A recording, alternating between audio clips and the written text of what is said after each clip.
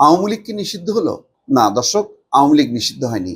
আওয়ামী লীগের কার্যক্রম নিষিদ্ধ হয়েছে। মির্জা ফখরুল ইসলাম আলমগীর আওয়ামী লীগের কার্যক্রম বন্ধ রাখার সিদ্ধান্ত নেওয়ায় অভিনন্দন জানিয়েছে, আনন্দ প্রকাশ করেছেন। তিনি বলেছেন যে আমরা আনন্দিত যে বিলম্ব হলেও গতরাতে অন্তর্বর্তীকালীন সরকার ফ্যাসিবাদী সরকারের সঙ্গে যুক্ত ব্যক্তিদের মানবতা বিরোধী অপরাধের বিচার দ্রুত করার এবং বিচার কার্য নির্বিঘ্ন করার স্বার্থে ফ্যাসিবাদী দল আওয়ামী লীগ এবং তার সঙ্গে যুক্ত সব সংগঠনের কার্যক্রম বন্ধ রাখার সিদ্ধান্ত নিয়েছে। তো যেই পরিস্থিতির মধ্য দিয়ে গত রাতে জরুরি বৈঠকের মধ্য দিয়ে তারা সিদ্ধান্ত নিয়েছে, তার আগে এনসিপি জামাত তারা আন্দোলন করছিল, শাহবাগ ব্লকেট, তারপরে ইন্টারকন্টিনেন্টালের সমাবেশ, 1 ঘন্টার মধ্যে সিদ্ধান্ত নিতে হবে। বোঝাই যাচ্ছিল যে কি হচ্ছে না হচ্ছে, যারা আন্দোলন করছে তারা জানে যে কি হচ্ছিল। কেউ কেউ বলেন যে এটা ফ্রেন্ডলি ম্যাচ হয়েছে। তো সেই ম্যাচে থাকলো এনসিপি, থাকলো জামাত, থাকলো হেফাজত, থাকলো, কিন্তু বিএনপি থাকলো না। বিএনপি তার নিজের অবস্থানটা আলাদাভাবে রেখে সরকারের এই সিদ্ধান্তে তারা সন্তোষ প্রকাশ করলো।